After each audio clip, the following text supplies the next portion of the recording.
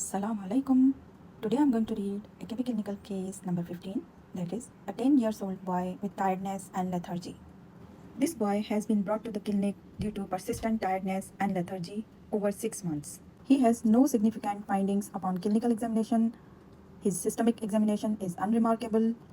However, his weight is 70 kg and his height is 140 centimeter, giving him a BMI of 35 kg per meter square, classifies as obesity. Reviewing his growth chart reveals a steady upon crossing of centiles since the age of 7 years, with his BMI reaching the 99.9 centile. This growth chart allows us to assess the boy's growth trajectory by plotting his height, weight, and BMI over the time and comparing them to population norms, percentile curves. Here is how it relates to this case. It shows that at 10 years of age, his height of 140 centimeter falls on the 50th centile, curves it indicating average height for his age. This rules out condition like hypothyroidism where reduced height velocity is common. When plotted, his weight of 70 kg is above the 99.6 centile, demonstrating severe excess weight for his age and height. His weight trajectory shows a sharp upward crossing of centiles after the age of 7.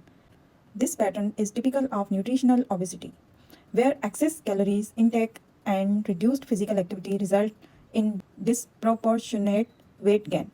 BMI is a composite indicator of height and weight here. It reflects a severe imbalance as his weight gain far exceeds his height growth, causing his BMI to exceed the 99.9th centile. It shows that his weight is far too high for his height. This is a clear sign of severe obesity. According to latest guideline, BMI centile chart classification of obesity is more than 91st centile is overweight, more than 98th centile is very overweight, and more than 99.6 centile is severely obese. Plus 3.3 SD shows morbidly obese. Let's solve the first question asked here. Which of the following is the most likely diagnosis? Select one answer only. Let's rule out also other options one by one. Number 1, diabetes mellitus. So while obesity is a risk factor for type 2 diabetes, this case does not mention symptoms like excessive thirst, that is polydipsia, increased urination, polyuria, or weight loss, which are hallmark of diabetes mellitus. Diabetes is a potential complication but not the primary diagnosis here. So it's wrong. Second option is hypothyroidism. Hypothyroidism typically causes short stature, slowed growth, and weight gain, but this boy's height is normal. Additionally, there is no mention of other hypothyroid symptoms such as constipation or dry skin. So it's wrong. Next option is intracranial space occupying lesion.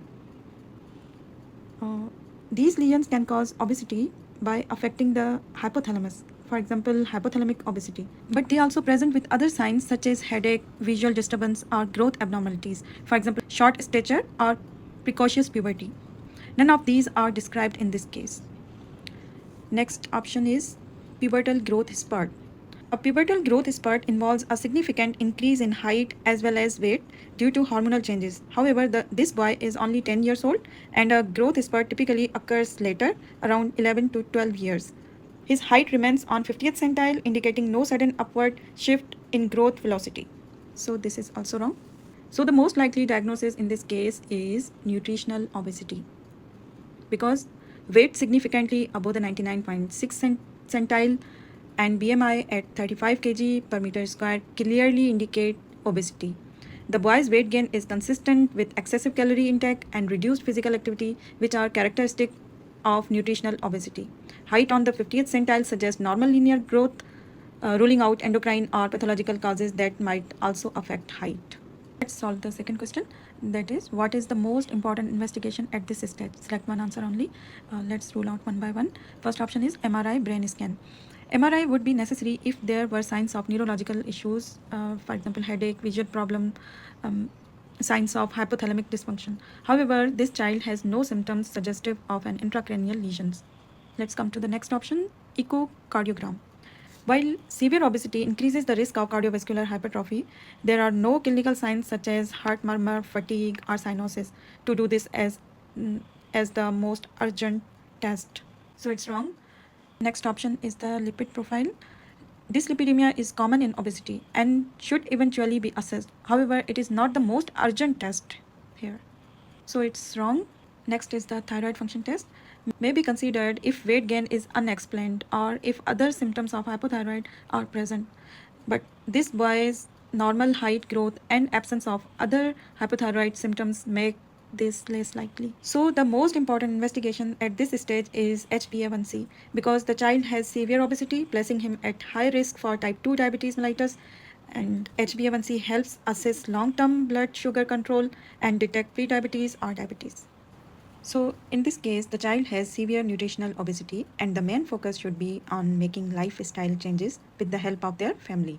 By involving the family, providing behavioral support, and regularly monitoring progress, we can help the child lose weight and improve their health. Early intervention is crucial because it prevents serious complications and ensures the child grows up healthy and confident. This is how we can manage this case effectively and ensure a bright future for the child. Thank you so much for watching. If you have any question regarding this case, comment below, like, subscribe and share.